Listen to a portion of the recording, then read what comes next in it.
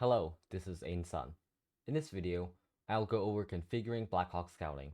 If you haven't followed my previous video on software setup, be sure to do that, as we will be making changes on our local computer. Open your fork of Black Hawk Scouting in VS Code and run it with the dev script.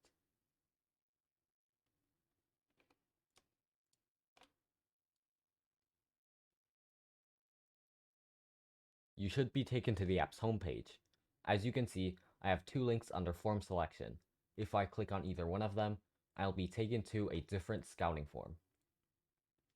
So what's happening is, Black Hawk Scouting is reading from two special files called configuration files, and each of them contains the information needed to generate the forms you just saw. There are no restrictions in what you can do in a configuration file, so you can set up multiple configurations such as match scouting, pit scouting, forms for different seasons, or even something completely different like a survey or a checklist. You can also have multiple configurations side by side, and they'll show up as separate links on the homepage and they won't interfere with each other. Now that you know what configuration files are, let's go through the process of creating one. All configuration files are stored in JavaScript Object Notation or JSON, and this is just a file format that is designed to be readable by both us and the computer. Black Hawk Scouting ships with match and pit scouting forms for each season, so generally you won't need to worry about all of the details. In this video, we'll copy the match scouting form and edit the heading and logo. In VS Code, open the public assets folder. This is where the configuration files and images are stored. You'll notice they are config matches.json and config pits.json files, and these correspond to the scouting forms you saw earlier. We'll copy the match scouting configuration. You can also rename your copy of the file to something like matches custom. Notice how I kept the config dash and the .json on either ends of the file name. This allows Black Hawk Scouting to know this is a configuration file.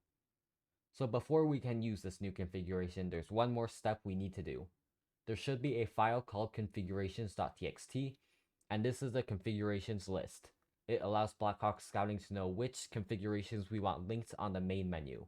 We do want our new matches custom configuration to be linked, so on a new line, put matches custom and save. Notice how I didn't put the config or the .json here, and this is because every configuration file will have this, so you don't need to put it here. So once you reload Black Hawk Scouting, you should see matches custom as a third link on this main menu. Going back to our new configuration file, it is quite long. Like I said earlier, this file contains all the information needed to generate the scouting form. If you don't like looking at all of this, you can click on the little arrow next to the word pages here, and it should hide the rest of the file for you. And now we can focus on the two important things here, and those are the heading and the logo.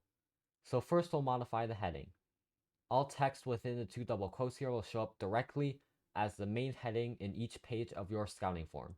So you can add your own text and then save. And if you open up the matches custom form, you should see exactly what you just entered. So next we'll modify the logo. You should have a copy of your team's logo image on your computer. So for me, I just have this sample logo image here.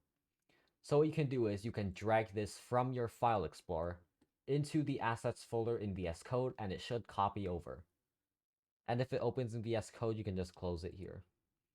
Now make note of what your logo's file name is. So for me, it's logo-sample.png. And then in this line here with the logo, modify this to match your actual logo file name. And then save again. And if you refresh your custom form, you should see your new logo show up at the top here. As a final step, you'll want to push your new changes to GitHub. When you do this, GitHub will automatically redeploy your fork of Black Hawk Scouting to make your new changes available online. To do this, go to source control in the sidebar and type in a commit message stating what you changed. Once you do this, click commit and then sync changes. After that, GitHub will take a few minutes to deploy your new changes, and after that, you should be able to see your new custom config on your live version of your app. This video provided a brief overview of configuration files in Black Hawk Scouting. If you're interested and want to learn more, you can check out the complete documentation on GitHub. This goes over all the details of configuration files, such as the exact file format and the different types of widgets you can use in your scouting forms. This concludes the configuration video for Black Hawk Scouting, and I hope you found this video useful.